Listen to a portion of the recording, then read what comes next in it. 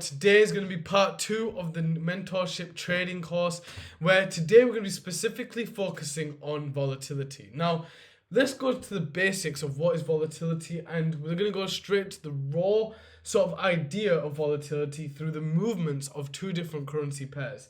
So we're looking at this chart on this area here for the pound to the yen, right?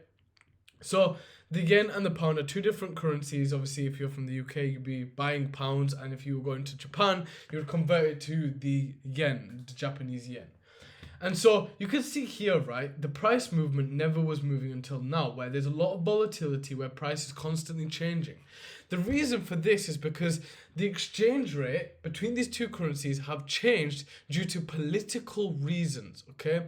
Now, these political reasons are due to the fact that there were central banks that regulated the price movement. So back in 1960s, 1965, where you can see this huge dip in the market, is because during this time frame, the central banks regulated and ensured that they monitored and fixed the rates of the exchange rates.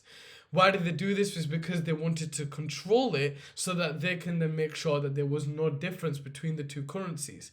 However, nowadays we know that there is differences between currencies, as you know that if you were to have dollars or pounds and then convert it, there's going to be differences between the two different prices.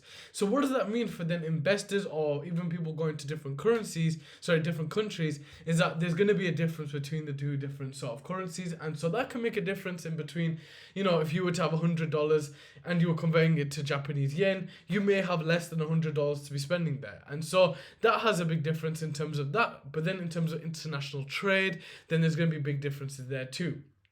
And it kind of relates back to the first video that I made, where these sort of small differences and changes can mean a lot when it comes to when we start to trade, how much money we can start to make. Now, when it comes to these sort of changes and why this price moves up and down, up and down, up and down, is because of volatility. Now, I want to make this video pretty short because I want to sort of introduce you guys to the idea of volatility and kind of make this video sort of seep into your sort of head of how it works, right? I want you to sort of watch this video over and over again to kind of understand and piece together how political changes can actually introduce sort of more risk and more volatility into the market. So we can see that now, in current time, the central banks have stopped making the sort of regulatory sort of changes, and they've stopped it from being sort of a fixed rate, and now there is a central bank sort of idea where it's now free market. It's a free market, and the changes between the two currencies now change due to the competitive natures of the two different countries. So if the UK starts to become a stronger country, starts doing more trade, starts doing more better financially, then the currency of the UK is going to grow, and vice versa with Japan. So because of that, you can see here, when UK was doing better, the price of the UK was getting higher and higher, whilst the value of the Japanese yen would decrease, okay? So now, when it comes to policies and political changes, when the UK then starts to release news articles and say, well, look, we can see loads of stuff going into the market now. The UK is doing so much better now. We can see that through links or websites such as Forex Factory. This is a website I use a lot, and it shows you, if we were to just go to the calendar here, set fixed ideas of what currency is happening. So GBP here. So we have the government saying that we're going to be doing this, we're going to be doing that, we're going to be doing different things in the market, and that's going to be driving the price of the US or the gold, the value of gold, the value of GBP, etc., etc.